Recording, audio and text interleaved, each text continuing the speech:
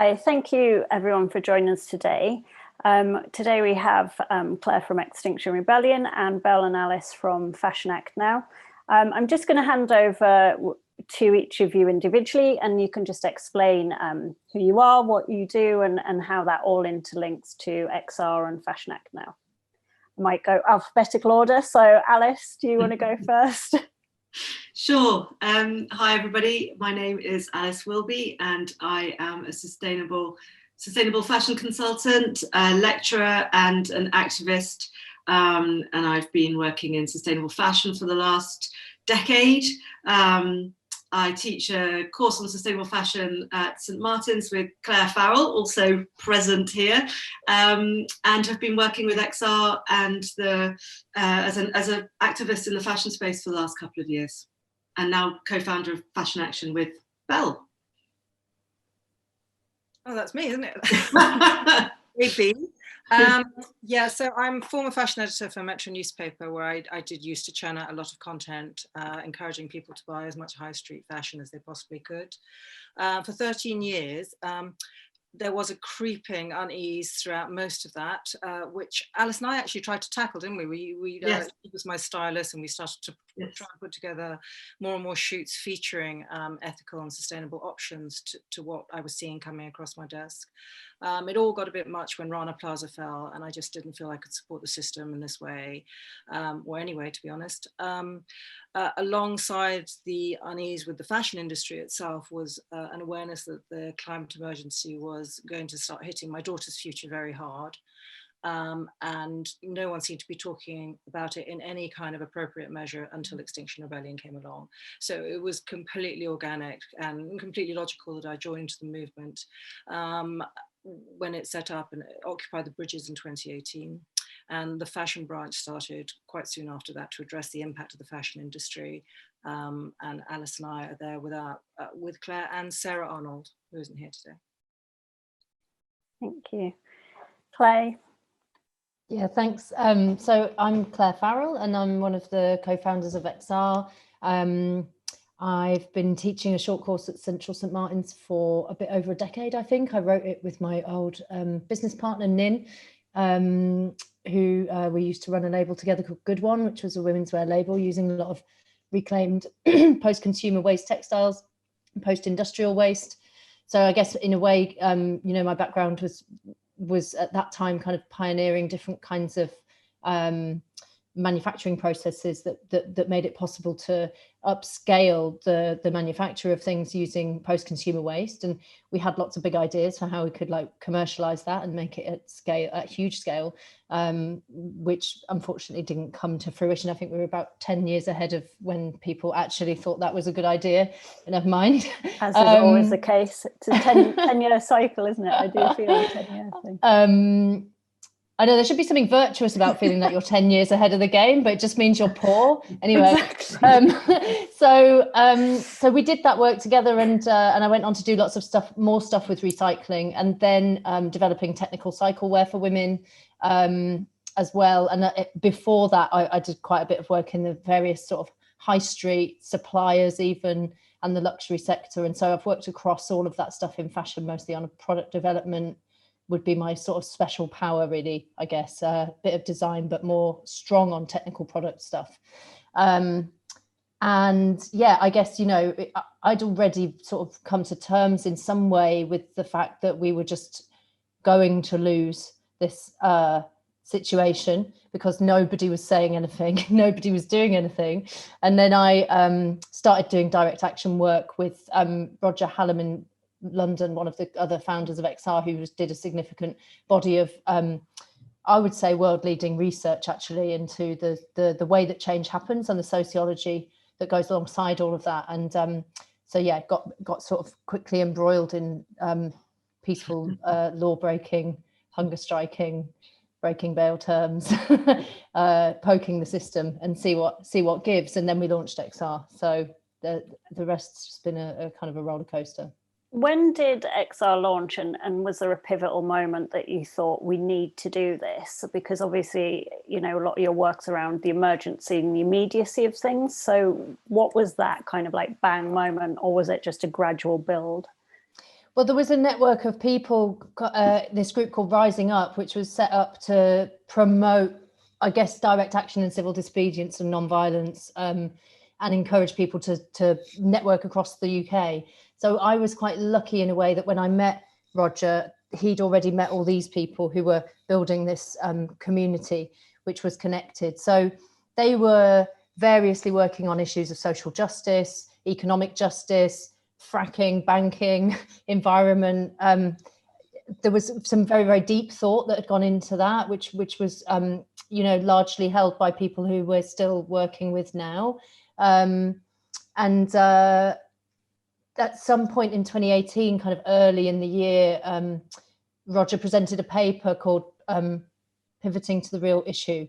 And the point was, your social justice matters don't matter if we lose the Arctic and we lose control of the biosphere, right? Like all the rights that we've won so far and the progress that we need to make to continue to see an improved society is, it's very obvious that under the conditions that we are creating, that stuff's going to roll back and it's going to be bad, And so I think the proposition was that whole network should unite and work on one push, and it should work on the push that says, if we lose this, we'll lose all the other things too.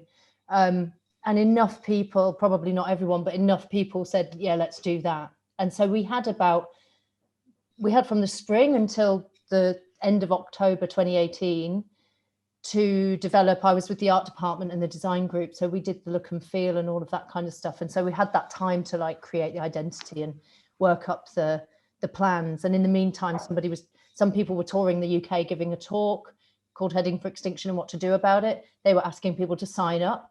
So there was a lot of pre-work done, which I think some people from the outside don't realise that. They probably just think it was a bit of a like Me Too moment. It's from something that happened on the internet, right? And it exploded. And it's not the case at all. It was like people going and sleeping on strangers' sofas, giving talks to like a room of 10 people in York that you've never met before, and asking them if they would be willing to get arrested or face a jail sentence.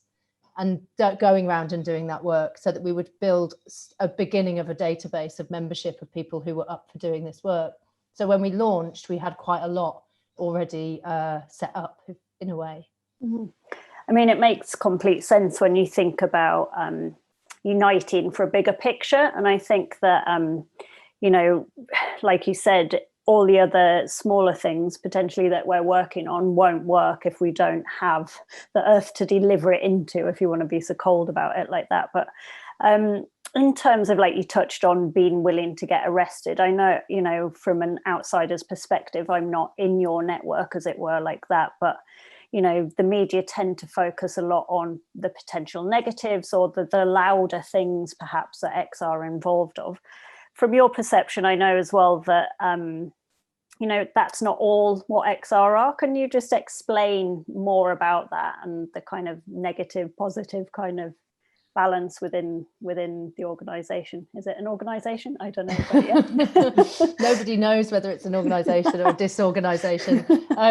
I think, well, yeah, we've got these 10 principles and values, and part of what's laid out there in terms of what people sign up to is aside from things like being committed to non-violence, it also includes the recognition that we need to not blame and shame people, because if you go around doing that, it doesn't actually help your cause. It might make you feel better, but it doesn't actually necessarily help the other person to change. Shame doesn't do that necessarily. And so we looked at how we need a regenerative culture, that there's a need for people to seek to regenerate the ecosystems, but also like our own social systems as well. And because things are so sort of degraded and depleted and deteriorated. And so there's a whole huge amount of work that goes on behind the scenes. And obviously, what the press are like, the corporate sort of captured media of the UK is very, very focused on like,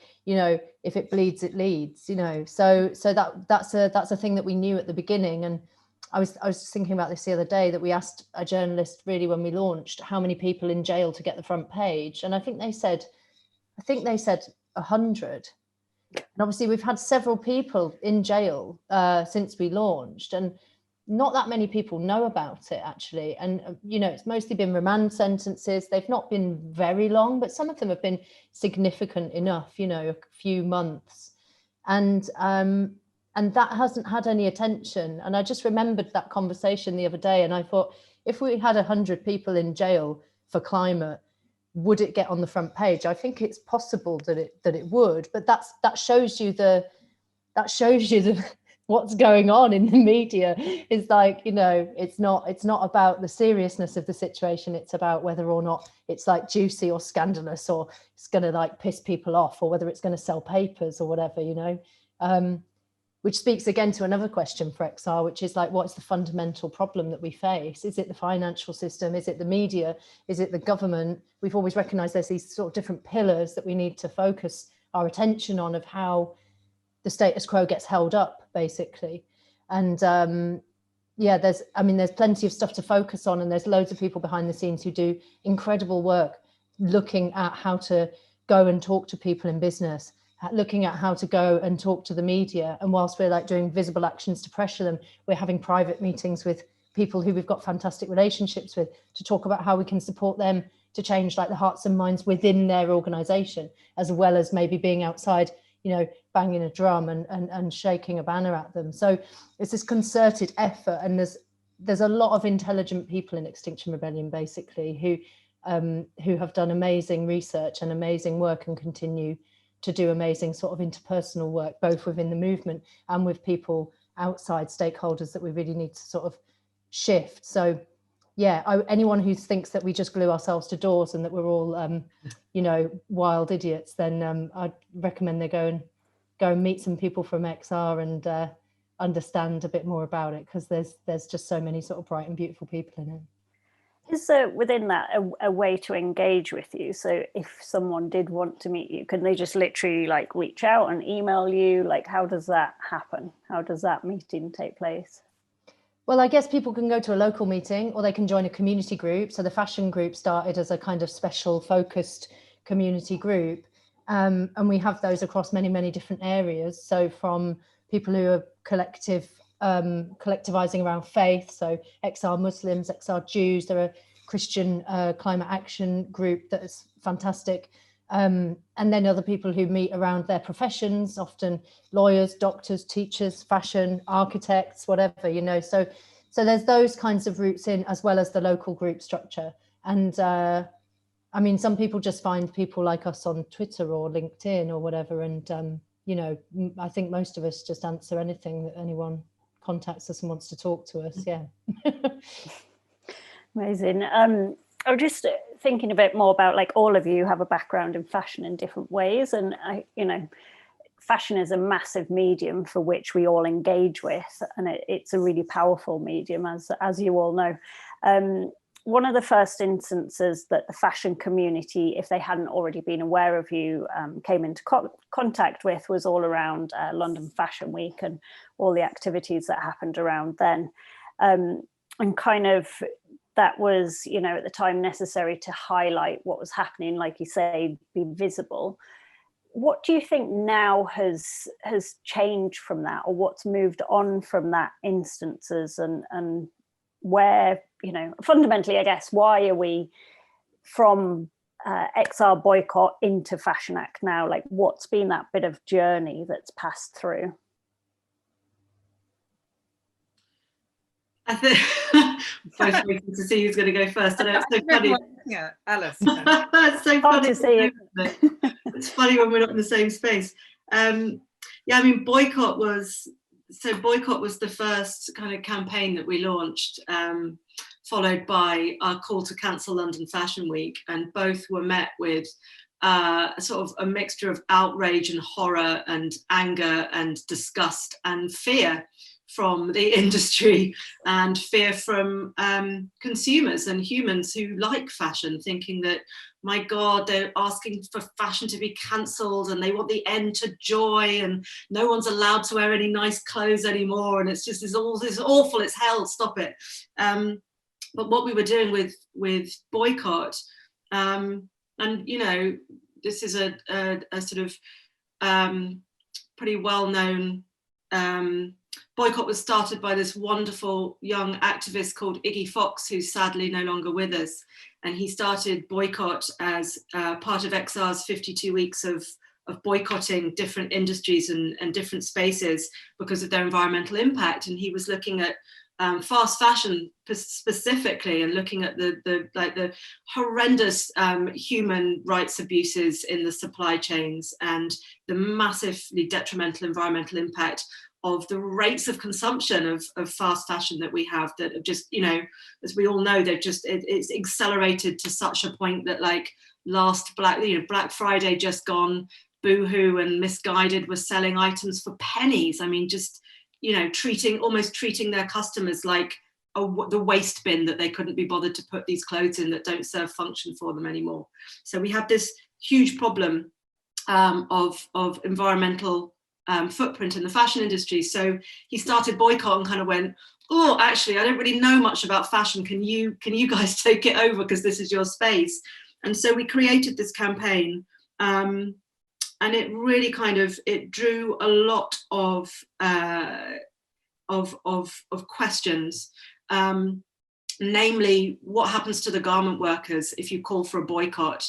And this was a really interesting conversation that we were able to have because, we can't consume our way out of this problem that we're in. We've been working in this sustainable fashion space for quite a long time, pushing various initiatives, developing various solutions, but they all come back down to exponential growth and use of our finite earth resources as though they were infinite. And when you speak to the garment workers, they don't want to be stuck in the system that they're in, earning poverty wages, unable to support themselves and forced to work ridiculous hours to complete these insane orders. They want to be paid properly. They want to produce less.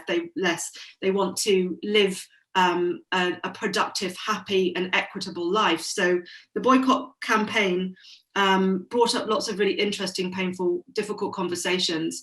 And with that, and then the Cancel London Fashion Week campaign, I think that was the last time I was on SHOWstudio, actually, a week before that launch, talking about that. And even in that conversation on that panel, there were people who have been working in the sustainable fashion space with me who were really cautious about that and didn't understand why that needed to happen.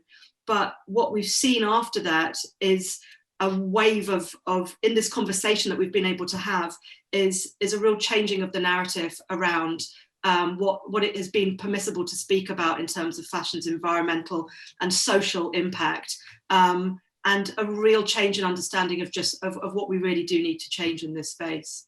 Mm.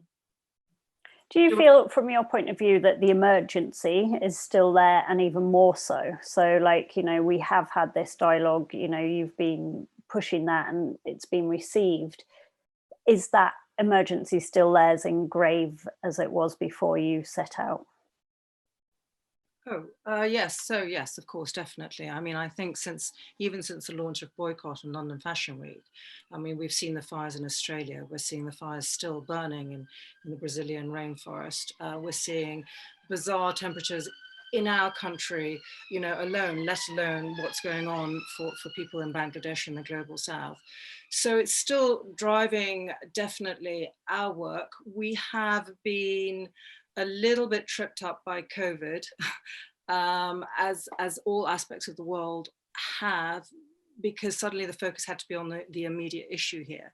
But if you look deeper at COVID, actually, if you look at the sources, again, that sort of corresponds to everything that we've been talking about exploitation of nature, about overconsumption and what that does to the biosphere and the ecosystem. So they are desperately and tragically interrelated. It's just that the conversation seems to be focusing on the pandemic itself rather than its causes. But I think as time moves on, we didn't work in a bubble. I think one of the reasons why, people fought against us in the beginning and then sort of came round to our way of thinking, which was a fantastic personal exercise for all of us, wasn't it? Just holding our ground as people that we worked with in the industry, all sort of going, what are you talking about? I think as, we were working hand in hand with the fact that the effects of the climate emergency were becoming a lot more apparent. And we were being, if you like, supported by what was happening across the world. It's sad that it has to be like that, but we're just going to continue to work to sort of highlight that. What now do you feel has sort of changed, because you're not XR boycott fashion anymore, you're now Fashion Act now, so there's a change there, and what is different and what is the same? Oh, should I say something? Go on, Bel, go on. Oh, okay. So, I suppose what we found is the culture of XR, and Claire and Alice, correct me if you're wrong, is that we weren't supposed to be the ones proposing the solutions. We were the ones calling the emergency, but we couldn't then tell people how to sort it out. It's a very political role if you start ordering people about. But we also found within the group so many instances where we would go out there and go, stop doing this and let's get busy. And people would go, yay, what can we do? And then we would go, we can't tell you that. So we had to slightly change. We do feel that the solution, well, responses to the crisis are out there. And the whole purpose of Fashion Act now is to try and convene some of those responses together so that we have a roadmap that is working in accordance with the emergency that we face now, which is, Claire can tell you much more about this, but it's almost immediate, really. And so despite all the good work we feel and all the movement happening within fashion and the fashion industry itself, we do feel that there's still a need for speed, which inevitably will start to have to address ideas of just how much clothing we really need to keep producing, economic structures, implications for those working to make our clothing at these incredible rates. So it's really broadening and deepening this conversation for us. It's been a really steep learning curve, but very thrilling. I mean, it's, we talk a lot about this at Fashion Roundtable, but everything's so interconnected. So say, the UK stopped buying any fast fashion.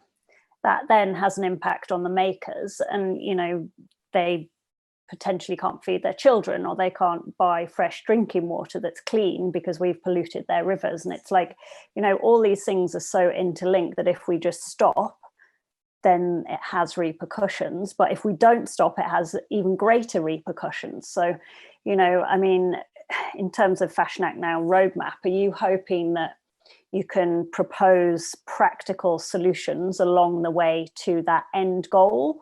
Yeah, because I mean, we can't just think of our own kind of part in this. We need to think wider, and how are these people feeding their families, for example? Yes, I'm going to quote. I mean, I'm going to actually slightly repeat what Alice said, but I'm going to quote a talk. I talked to a trade unionist in Bangladesh called, and I will say her name, Nandita Shiva Kumar from the Asia Floor Wage Alliance. And yeah, this idea that we just want to stop production and all the workers can starve, it's ridiculous. We're never going to ask for that. But on the other hand, her view was like, can people in the global south have more space to prepare themselves for the climate emergency? Can they have more space and time and wages in order to grow food to feed themselves and educate their children and set up the infrastructures that are resilient and protective, which they haven't been able to do because they're just spending all their time making things for the richer north, which we then throw away. I mean, it is a completely insane system. And what she said was, fewer collections, less clothing, better paid, and some time and space and money to prepare themselves better for what's coming. And we always hold on to that. And I think that idea will be central to a vision going forward. It also talks about, the inherent colonialism of this structure, that we, the richer people, are still asking the poorer people to work for nothing. Their lives aren't brilliant, to be honest. They really value their jobs because they've got nothing else. But if there was something else and something better, I think we should all strive towards that. Yeah, if I could just come in, I think it's also got a lot to do with the globalized economy relying so heavily on people being economically dependent on rich countries. And we have transformed the world into like a system which benefits mostly white, privileged, rich nations. There's, I think, something like 6.5 times the value in mineral extraction that is drawn out of the continent of Africa by European and American companies compared to the amount of aid which goes in. So the transaction is still going massively in the wrong direction. So we have, you know, the relationship that this context of the fashion system has to the global economy and the global political economy is very, very important to recognize. And I think that's why, you know, the idea of having this Fashion Act now as a, you know, is doing the Extinction Rebellion kind of thing that we said at the start of 2020 we would do, which is to enact our demands which are not being met.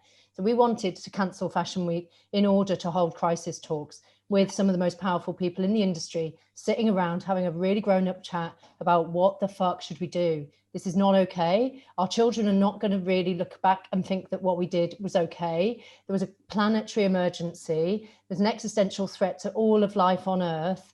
Meanwhile, you were swanning around at Fashion Week, having your photo taken, getting out of a Mercedes Benz and feeling really posh because you were like in all the right places, in the right photos, or whatever.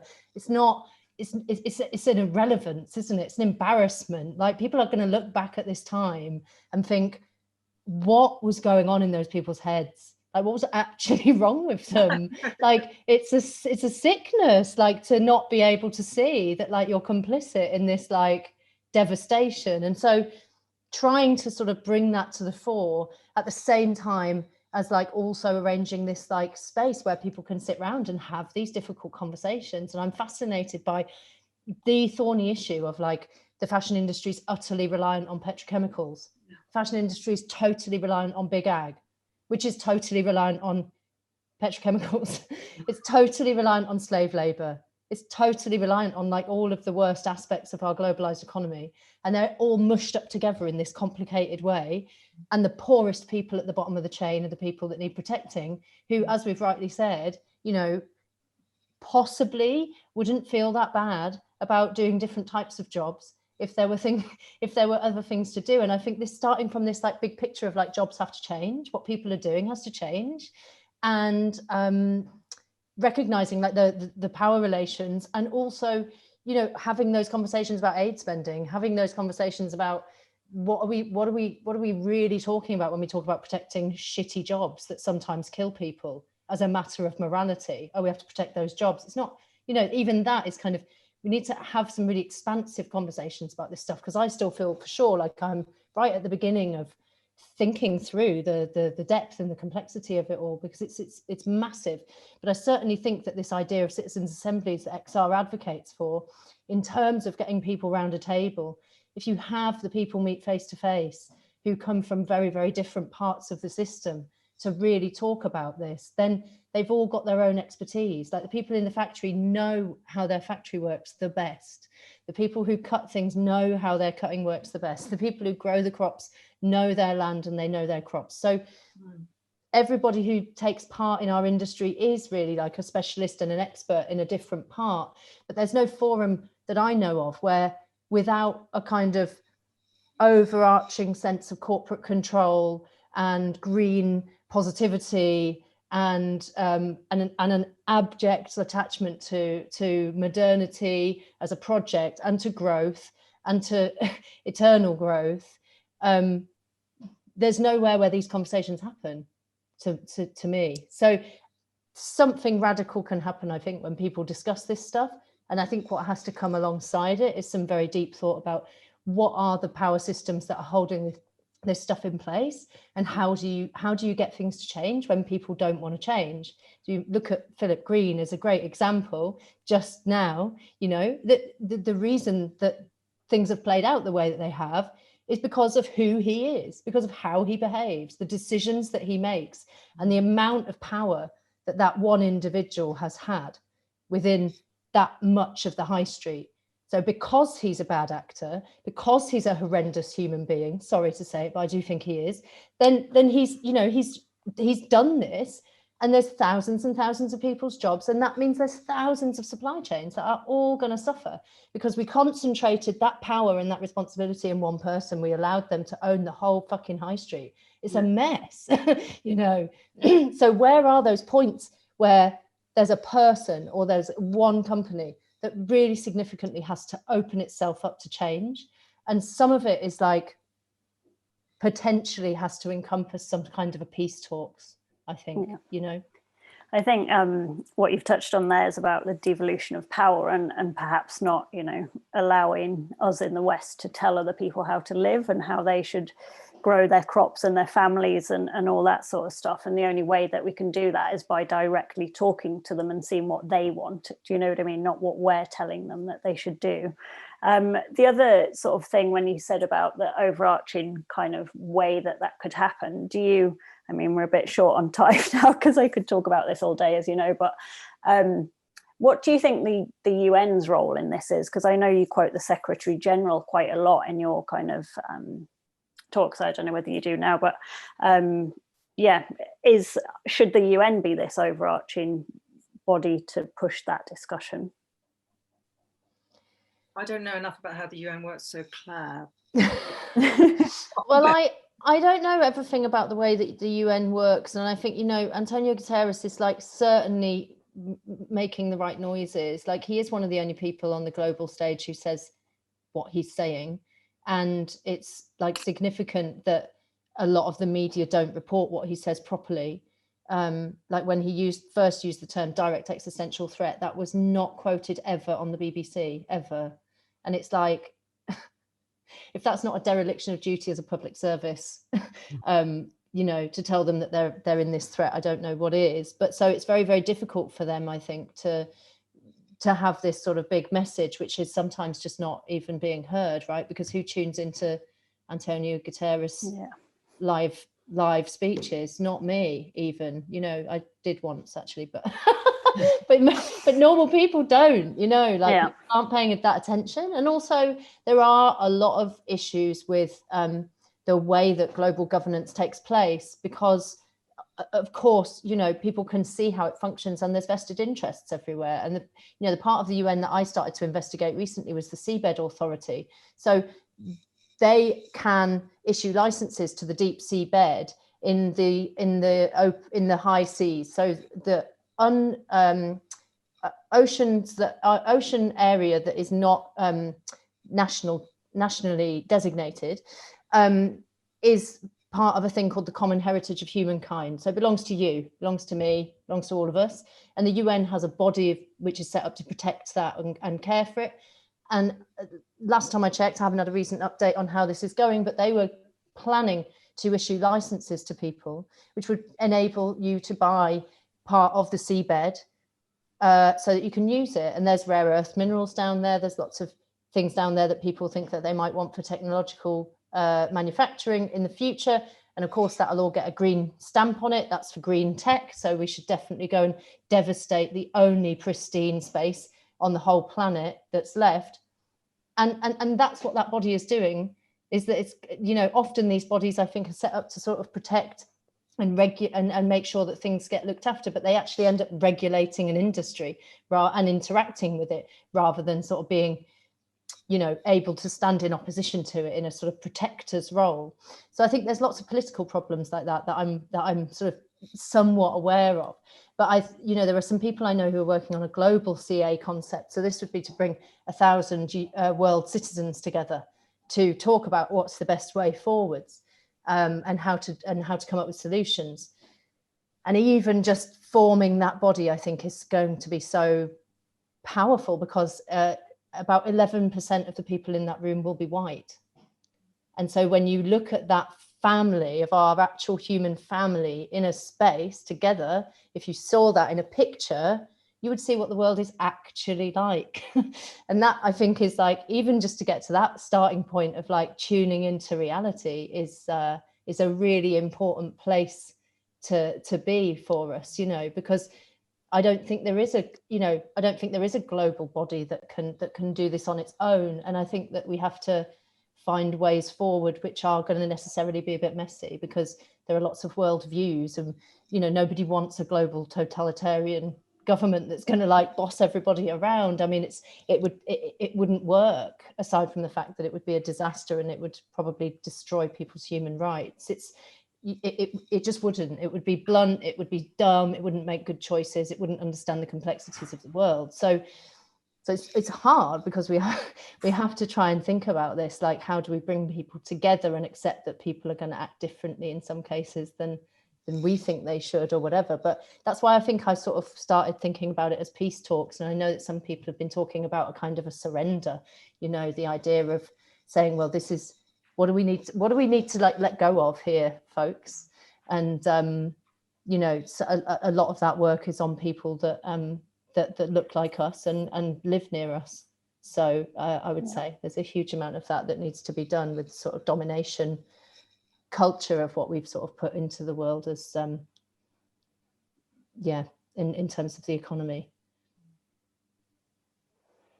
Thank you. We have to wrap up now, but I just wanted to get one last thought from each of you on how we can, you know, as a lot of us are probably listening from the fashion world or want to interact with Fashion Act Now, how can we do that? Maybe Alice, then Bel, and Claire. I think how can you interact? How can you get involved?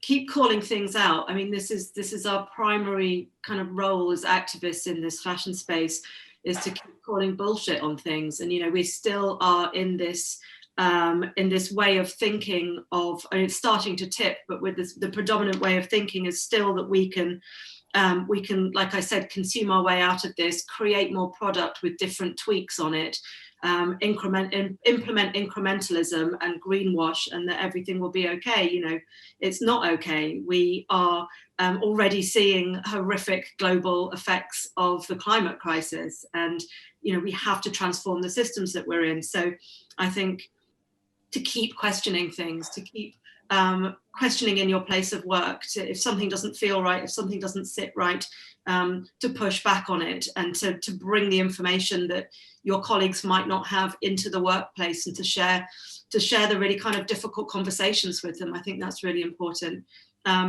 And then come and get involved with what we're doing, like the other side of what we're doing.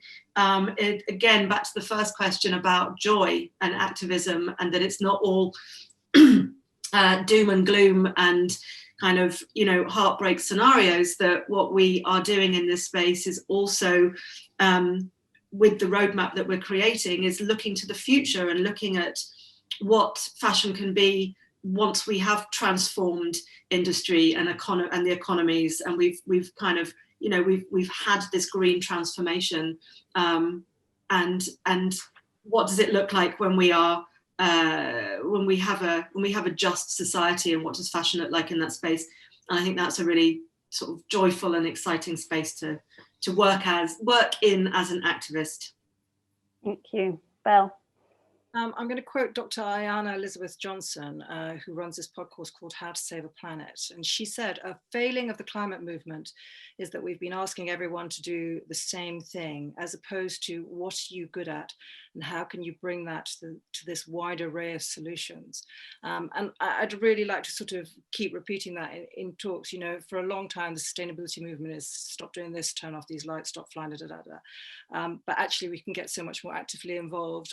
Sometimes I give talks in schools, and I say to the kids, if you can make an amazing TikTok video, see if you can make an amazing TikTok video that talks to some of these issues. But I think it's much more than that. I mean, if you're an advertiser, try and work in alignment with your values. That's also something I say, try and live in alignment with your values. If you don't want people to suffer, don't buy from brands that make people suffer. If you don't want animals to suffer, don't buy from brands that make animals suffer. For me, incredibly clear. And then just again, to repeat what Alice says, such a key point, the future that we're offering, even though it's run through with grief at the loss that we're experiencing now, the future that we're offering is better. It's more equitable, it's more resilient, it's more regenerative, it's more respectful to other species and other communities. It's better than what we have now. And I think people really need to hold on to that the vision of the future is beautiful. Thank you. Claire. I don't know how to follow that, but to be honest. I'm usually like everything's bad, doom. Everything's very, very bad, and we might lose, and we're very likely to lose. That's my forte. But I guess what I think is one of the important things for people to do is to to join in support of everybody who is trying to stop shit stuff from happening. There's like endless amounts of shit things that are just going on, and they're being made worse, from, you know, bailouts to the spending plan of the UK government, to the way that our banks are behaving. Your banks are investing in arms, your banks are investing in fracking, your banks are investing in finding new fossil fuels, not even sustaining the fossil fuels that we've got. So really support people that are trying to stop people from doing stupid shit stuff, because they're doing it everywhere. And then and also I would really recommend that people check out this new thing called Money Rebellion that XR's starting to work on in the UK, which is asking people to do financial disobedience. So if you don't feel able to go out in, you know, courageous, bold, non-violent direct action on the streets with XR, and if you don't feel able to support people in doing that work behind the scenes, then perhaps you might feel able to like strike a bit of tax, or strike a bit of credit card payment, or strike a bit of mortgage payment in concert with thousands of people, which hopefully is going to be a new way of taking like disobedient action, which sends a different kind of sort of warning signal into like the financial sector and the economic sector. And I think it's really exciting, because I think it's a whole new kind of area of work where different people will join and different things are possible. If you think back to the poll tax rebellion, which is, you know, obviously in living memory, there were loads of people doing loads of different things, from like marching, rioting, writing to their MPs, but also non-cooperation, non-payment of the tax, which actually, you know, tipped it in the end. And it's not necessary that all the people that did all of those parts of those actions were all mates. They weren't. They probably, some of them didn't like each other personally, but they all together in concert created the swell of the push that like made that change. And so I'm always kind of interested in like how we can sort of encourage people, if they feel they don't fit into one part of a movement, that there's like loads of other bits that they can go and get involved with. And like perhaps that could be your thing, because without a big economic change, we're not going to do it, because the rules are just set to extinction. Basically, that's the end point of this set of rules, I'm afraid. I think so. That's what's got to give. Yeah. Thank you. I guess from my point of view, it's just, you know, choose something that fits in with your alignment. And there's an array of things that you can do with Extinction Rebellion and Fashion Act Now that you know, that do fit your alignment and the bigger picture of the concert that you've kind of alluded to. Thank you so much today for everyone and your thoughts and all your work that you do. Thank you. Thanks, Jodi. Thanks.